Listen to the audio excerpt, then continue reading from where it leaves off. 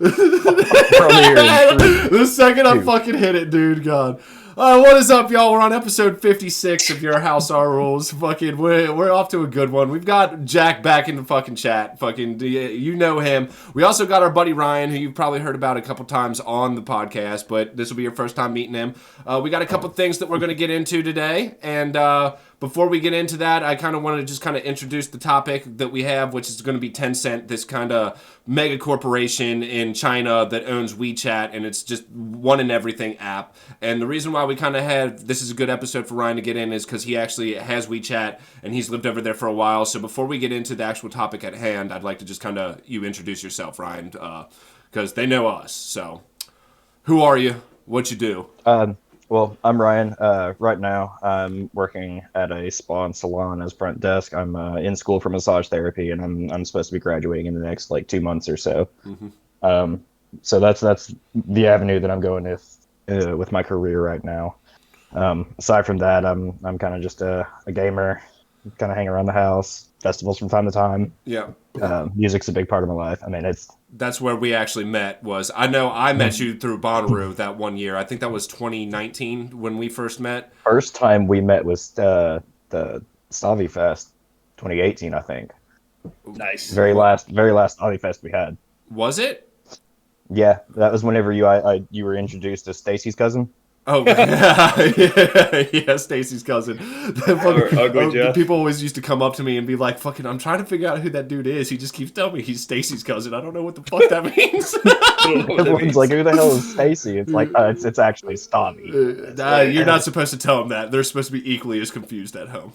But, but yeah, the reason why we kind of got in, so you for one, we might tie this in a little bit because you were talking about how China kind of is so rich over there that they'll just like rebuild buildings every 60, 70 years or whatever. And you've been over there. Also, you were talking about like their power grid and stuff like that. So you do have a background in electricity, right? Fucking so Yes. that just giving that little background for you before we get into it. I'm a journeyman electrician by trade. Went through the 4 years of school. I'm in the field for 6 years and decided to just go with a different avenue, which is where I'm at now.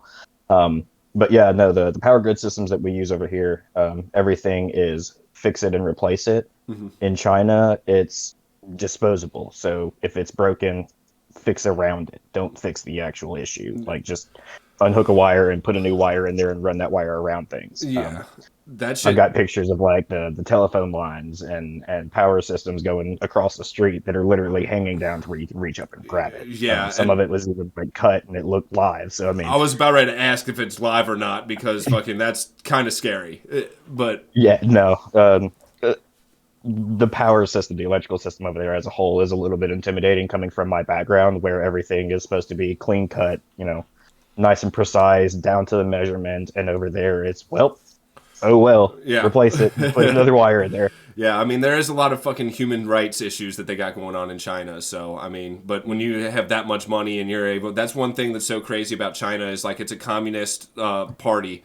Ran by the CCP, their government, but it is like a widely successful economy across the entire world. And as we've seen throughout human history, like socialism and communism have not worked well for economies, but they're making it work somehow. And I guess that's just like fucking sacrifice human well-being, and we can fucking make a lot of money. So yeah, I mean, so part of the reason they're successful is the fact that they're so restrictive and so controlling of their population.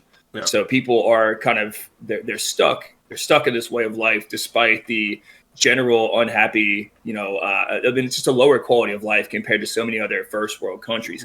But the people have no other option. It's kind of crazy because they've had these huge economic booms because of this, as you just covered, but also it's from a morality standpoint, you would think that more people around the globe wouldn't support such, I guess, like you were saying, like that you wouldn't think that they would support this just because it helps them turn a profit. Yeah. Right. Well, plus like everyone's, it's corporate greed. So they're going to do what turns them the biggest profit, which is subsidizing and sending jobs across, over to China where they know they can make more money, even though they understand that people are in incredibly oppressive situations, Right. And one thing that I'm going to go ahead and introduce this real quick. The reason why we're kind of talking about this is I watched it's from Magnetize Media. I think that's how you say it. It's called The Secret Chinese Company That Owns Everything. It's about Tencent, which is a large corporation. And they own WeChat, which is the everything app over there.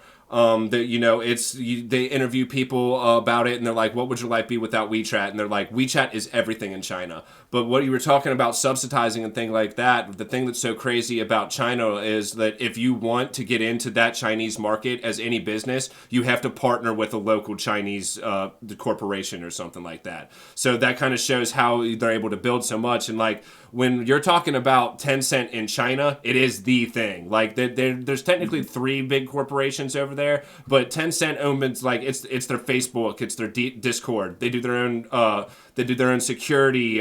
They make their own video games and stuff like that. And when you think about what they're doing outside of that too, because now that they've basically dominated that market, they're moving outside. So they own all of Riot Games, and they own 40% of Epic and Fortnite and shit like that, which is the biggest game, arguably the biggest game in the world right now. It's just like, this kind of shows you how dominant they are, and it shows how scary it can get with, them moving into other markets around the world. Because we have to partner with them in order to get to that market, but they can freely do everything else. It does create issues with them, though, because, there's competition over here. So they're not going to be able to go to the United States and just dominate the entire market.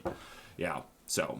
Well, what's interesting is, so like when they were founded in 1998, they were incredibly unprofitable. And the first 3 years they turned zero profit. Yep. Yeah, and almost lost. They almost had to shut down, but so the whole thing of them being backed and subsidized by the CCP is how they helped like stabilize and find their footing.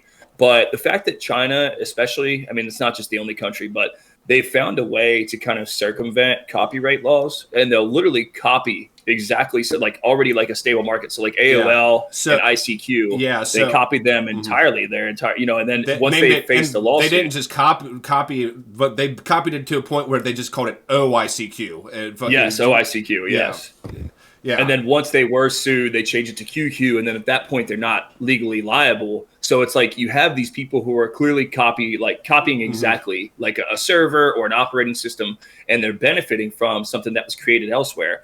And Tencent is honestly if you're looking at sustainable growth or the fact that they were actually successful in doing this, I can't, and not that I'm super educated on it, but I don't know of another company who's been so successful. And part of the reason, again, is because they're backed by the Chinese government and they're saved by that.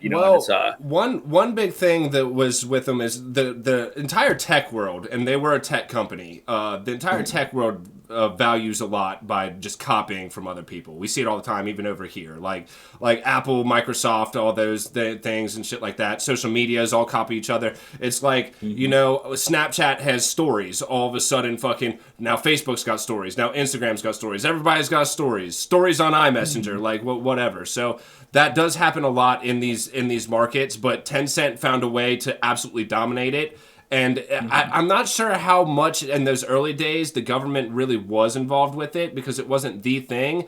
But like he says at the very beginning of this video that I had said, which is about an hour, 18-minute documentary, he says, the thing about Tencent that makes it so scary is there's blurred lines where Tencent ends and the Chinese government begins. So, yeah. And I think, honestly, what that may have stemmed from is just the Chinese government realizing that this company, in a matter of 21 years, has turned from zero profit to a multi-billion-dollar company. Right. In an economy and in a government that's pretty soul set on funding and making sure that they have money. They're one of the richest countries in the world. Yeah. So it does not surprise me in the least that at some point the Chinese government has stepped in and made some sort of copyright changes or amendments or whatever the case may be. Yeah. To where they are, let's say, 49% shareholder kind of thing. Right. Even over there, we talked about like the human resources or whatever. Like there's no I can't think of the fucking word for it. I kind of like lost it. But there's no human rights over there like that. So basically, what they can do, they have this giant corporation, and the government's just going to be like, hey, do this or else, and like because Right. they're the only thing that really has the power to shut Tencent down. We can't go in as a foreign government and get involved over there, but they can because they're over there, and because they lack that, they can do whatever the fuck they want to. And that's why at the end of the video you start seeing things that they're doing, like skewing video games and like putting propaganda in video games or whatever to just make it, at this point, now that their spokesman has stepped down and stuff like that, like it's starting to become this thing that like almost is completely backed by the CCP. So yeah. But well, you know, and it's also it benefits them greatly from supporting this company, because now, because WeChat is the everything app, and they've got everything rounded up into one, and like you said, they're interviewing these people, and it's, you know, they're so tied in.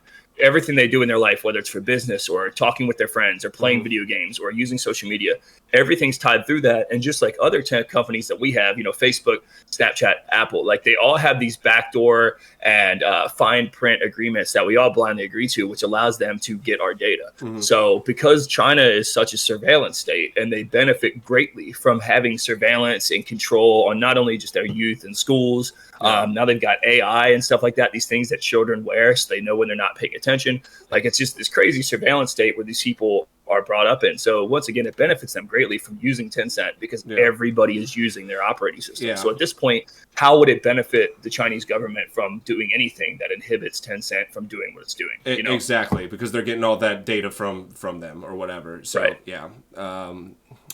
I just don't know, man. WeChat is the main dog over there. I kind of want to get to Ryan a little bit and talk about, like, you know, what WeChat is like, because you're the only one that's actually used it. So, I mean, from what I understand, this is just a straight up everything app. Like, you can shop on it. One thing that I noticed about the documentary that I was watching, was he was talking about, you know how like we integrate ads into like everything over here with social media or whatever, because that's how they like make money or whatever, by doing those advertisements. Because WeChat is such the dominant force over there, apparently there's just no advertisements in it, and it's such a clean, streamlined user interface and everything, that like there's a reason why it's so dominant. So yeah, to kind of take us through it, Ryan. I mean, I lived in China for about a month and a couple days, give or take. It's supposed to be over there longer, but it Why were you over there? So a buddy of mine from high school, his parents were teachers abroad, and they were stationed in Chengdu, China. It was a 5-year teaching gig, and then from there they would go to another country and do the same thing there, another 5-year contract. But I went over there to spend some time with my friend and his family and get immersed in the culture itself. I mean, in all honesty, it was a wild experience. You know, you see pictures of street corners with thousands of people just standing there, scooters, buses. I mean, it's all real. I was in, like I said, Chengdu, China, and that's one of the biggest cities over in China. I mean, their population is well over New York City's, with the area size of not too terribly much over New York City. China itself has, I think, like 10 cities that are more populated than New York. On the world scale, New York is not as big population wise as people really think it is. No, and you're absolutely correct. But if I'm not mistaken, this city itself is like the third largest in all of China. Oh damn. Yeah, it's a massive city. So I was only a really small portion of it. I mean, I ended up coming back. It became like a very routine thing. You know, we'd go to the bar 5-6 nights out of the week, come back, wake up the next day, watch some TV, and just kind of wait around and do it all over again. So I mean, I left because it became a very mundane thing. I could do that over here, kind of situation. Yeah. So I mean, I ended up leaving because of that. But communication in China strictly was WeChat. Yeah. Trying to get anybody's name or number or any information. I mean, there were people that would just hand out a business card with their information on it. Yeah. And every bit of it was WeChat. Yeah. And I heard that WeChat is completely like there's almost no currency over there. Like no paper currency, at least. Everything is done from like a Venmo type thing through WeChat. And that may have been something new since I was over there. I mean, I was only over there for a month. When was it? I wasn't like 2017, I want to say. So about 5-6 years ago, give or take. But at that time, I was still using I had money in my account over here. I would just go to an ATM, pull money out, and use that there. I mean, I could use my card, but at the same time, I was just using cash because it was easier. So I'm not 100% sure of like the using WeChat as your financial institution kind of thing. Yeah. I don't have a whole lot of experience with that, but I do know that there's a lot of people that were using just their phones to pay, and I didn't. Yeah. It wouldn't surprise me if it was just like a WeChat QR code, like our tap situation is on our phones now. Well, another thing that I saw that was really crazy, it goes back to the human rights or whatever, was that they were using WeChat, and during COVID, that whole like scenario or whatever, the kind of like South Korea did, but a little bit more intense. They would have colored QR codes that each person was assigned through WeChat, that they'd be able to be like, this person's healthy, this person's sick, this person's quarantined, and it would like ping you if you were in a certain area, location, like a certain far away from this person, and let you know that like this person's on the street and they're supposed to be quarantined and stuff like that. So yeah. Dude, I bet the people's phones and notifications were going crazy around that time. Right. Yeah.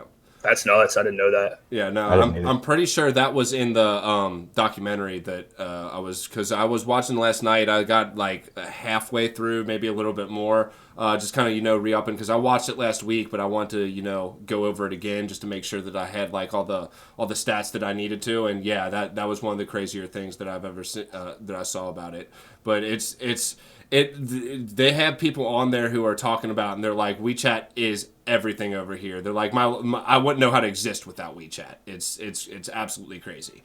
So, which and you when you consider like just the, it's so monopolistic, and obviously like we have these laws in place to try to skew away. I mean, at least in America, but like it's all bullshit. I mean, look at Walmart, look at every major corporation. They all try to monopolize so they could benefit.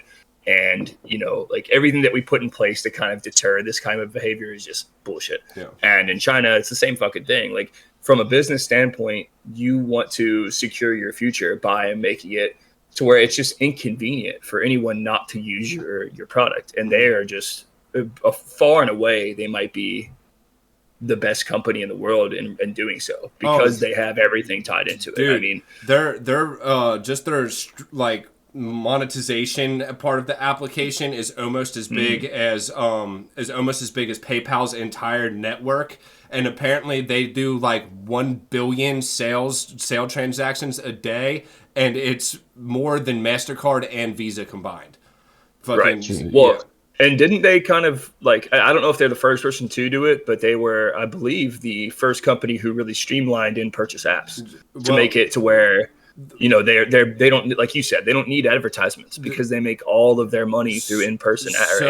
So one of the big things that they say on that documentary was their conversion over to the gaming market or whatever, and like integrating games into their chats and stuff like that. But they realized at the end of the day that, you have a video game, rather than charging people the money, you're going to make a lot more money by microtransactions, which we now know as like the standard for all video games, but they were the ones that kind of invented that. They were like, hey, it makes more sense because people don't really want to spend subscription fees on the internet. Now it's weird because back then that was the way, but now people do it all the time. So they're like, we're just going to give people games for free and just charge them out the ass for a skin or something like that. And people are obviously willing to pay it. I've spent, when Fortnite was the big thing, I spent way more than I ever would to buy like a copy of Call of Duty on Fortnite on skins and shit. Oh, sure. Yeah.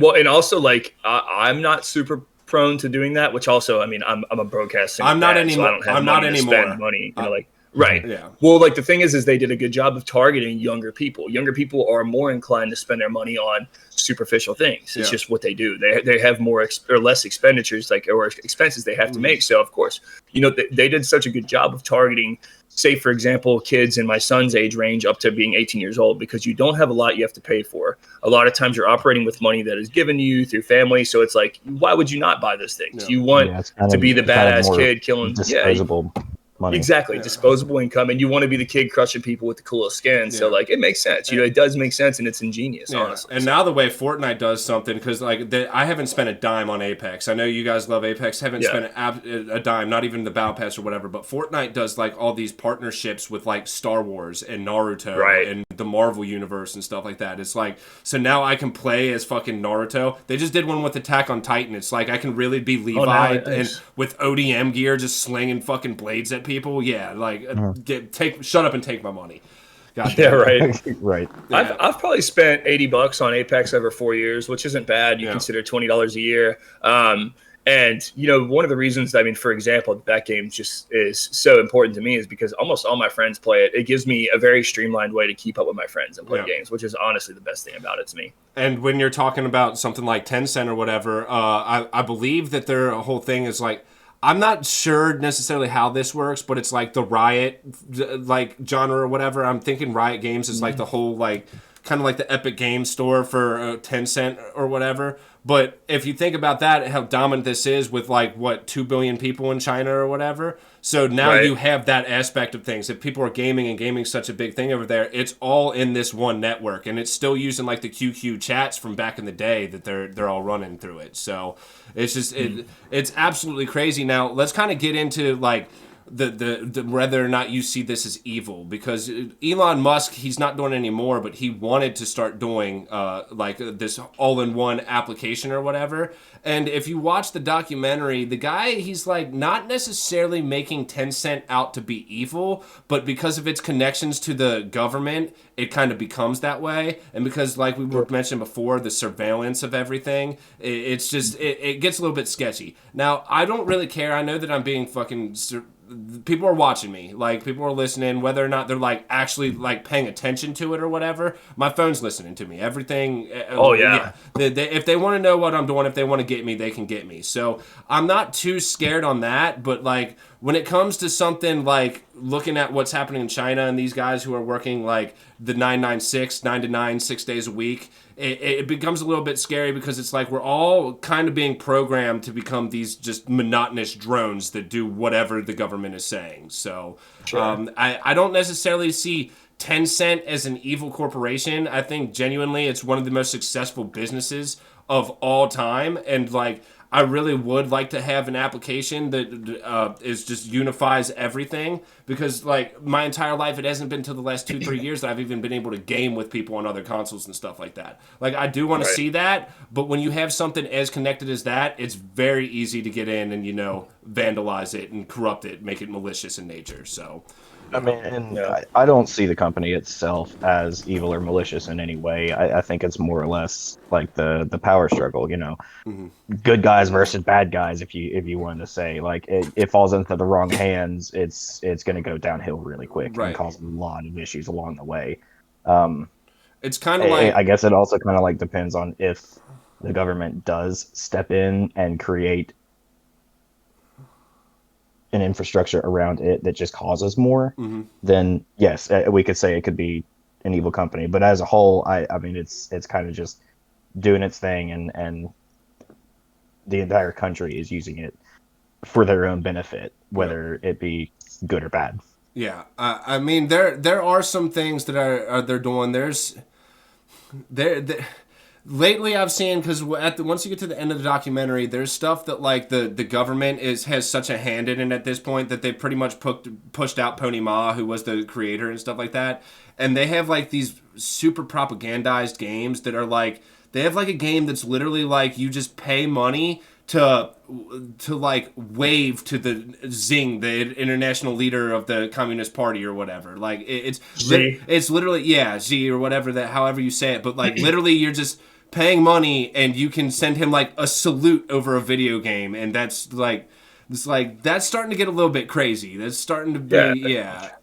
Well, he's one of the most terrifying leaders in the world. I mean, not that his ideals are much worse than many others, but it's because of the control that he has over such a huge population that is incredibly like their military is ridiculous. The things that really make me a little bit more optimistic about their situation is, for one, China, like the United States, like Russia, their birth rate is falling. They literally they're not having enough adults having children to replace the people who are dying off, which is the biggest sign that they could struggle in the future. But that's the same problem we're facing. It's the same problem Russia's facing. So, but going back to what you're talking about, I agree with Ryan. Like, good and evil, good and bad, whatever. Those things are so subjective, and they vary from person to person. me and my moral compass and my ethics, or whatever you want to call it, I definitely don't consider them good. Simply because of the control that they have and the things that they do to their people. And that's what it comes down to me. If you are, and we're the same way, like if our corporations, if our government is skewing towards control, if we're lying and manipulating and propagandizing, which we do, if we're doing those things to further oppress and subjugate our people while propping up the corporations, big pharma, the medical industry, the military industrial, if we're doing those things to prop those people up while further pushing us and eroding our middle class and oppressing our poor people, then those things are evil. I mean, well, now in my opinion. Here's the thing about it. We're talking about this control or whatever. So they do have control, but also now that we're in this like super interconnected digital era, they're desensitizing us to the point where we're not even able to realize what is happening. Therefore, there isn't going to be that power struggle. We're just going to slowly fall into the void of fucking nothingness and control. So that's where I see that there is like not an inherent evil, because like you said, I don't believe in good and evil. I don't think that it is, but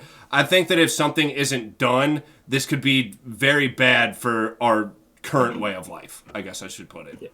Yeah. I agree.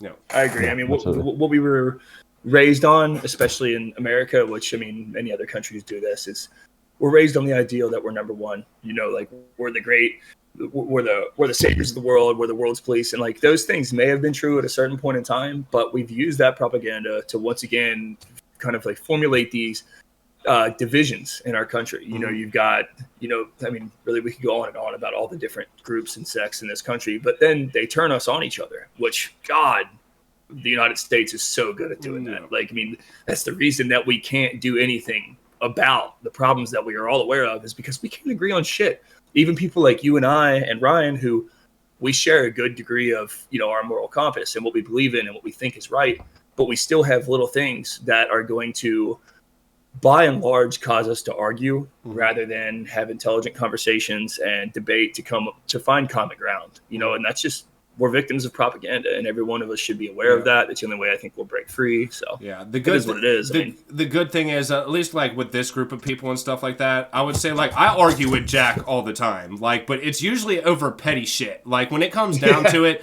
when it's shit like that actually matters, I think that we're able to keep our rationales behind us a little bit more and like move past it. Circling back, our economy over here is vastly different than the economy over there in China. Like our economy over here is to maintain and preserve. Theirs is a very disposable economy.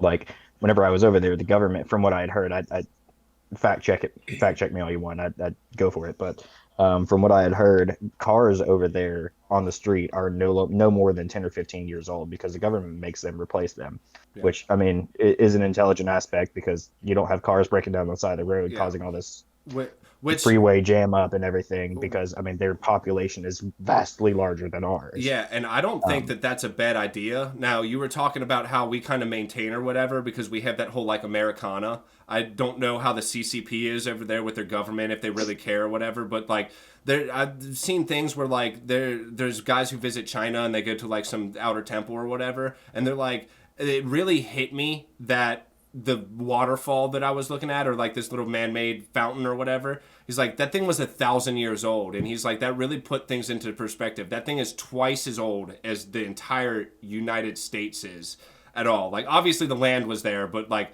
the Europeans came in and they created their own culture over in the West. So yeah, but I don't necessarily mind the whole like making people get fucking cars every 15 years, especially when we're talking about, like climate change and the impacts that it has on the government or on the environment. If you make people not have cars after 15, obviously our technology is getting better and better as we go. So it make a lot of sense to do that. And you just don't have all the raggedy ass cars broken down on the side of the road that no one fucking replaces over here. So, or gets rid of over here. What happens? Maybe you can answer this, Ryan. Like what happens with all the things that they throw away? It creates even more of a wasteful throwaway culture, right? Because I have heard about, especially in Japan and China, they have like kind of like we have Black Friday. So like one day a year you can go to certain rich neighborhoods and literally just pick up a year old, what was a brand new flat screen, because these people buy new and just toss their shit on the street. But what happens to all that shit? Because that's what do we do there? I mean, once again, we're just encouraging wastefulness, right? I mean, I could So have no ideas. I'm not 100% sure about like landfill waste and stuff like that. I do know that they are also a recycling economy. So like a lot of times the vehicles that they're getting rid of and disposing, they're crushing down, they're melting down, they're making into new parts. That's cool. Which also kind of plays into the quality of product that they produce. Everybody's ordered things from China, like a power cord for their laptop or whatever the case is. I and it's haven't. just God absolute damn it. terrible quality. There ain't shit from fucking China over here, man. It's all American made. I drive American cars. I do it all, man. Shit. I got a Honda, so shit. We smoke crack over here. I don't know what they're doing. But yeah, like I know that they recycle a lot of what they do, and I mean it also plays into part with like quality. But I mean, even down to like their infrastructures, like buildings over there, skyscrapers, they'll build them and then tear them down 50 to 75 years later just to make sure that people in their area have a job. The construction workers have a job. So they'll literally, I watched a project across the street from the apartment complex. There was a school across the street from the apartment complex.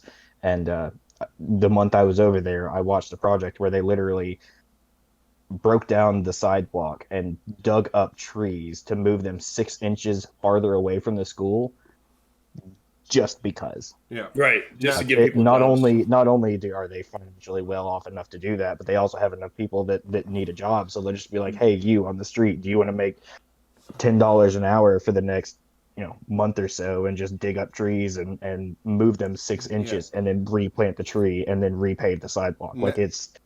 Now, here's the thing about that. Like, that's cool, and like I for one am a big part of that. But like, I just did that AI segment that we had on the podcast a little bit ago, and we're starting to move into like we're talking about how like that could cause like a more automated infrastructure that we have, where the people aren't necessarily working those jobs. When you have something so as densely populated, and you have this technological boom that we talked about with like Tencent and everything that they're doing over there, how does that work in the future with like they're doing this so people have jobs, but if the jobs aren't being worked by people, at what point does that make any fucking sense?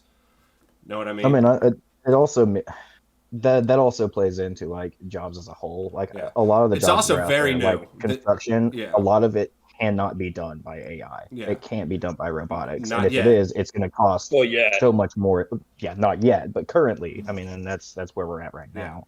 Yeah, it's such a young technology that we don't really know the capabilities of it. But that's what Gibby was telling me in the group chat when you were bringing. I think it was the same conversation. But he's like, he was like, my job's never going to be. I'm an electrician. My job's never going to be taken by an AI. I was like, not yet. I was like, but once it gets advanced enough, like.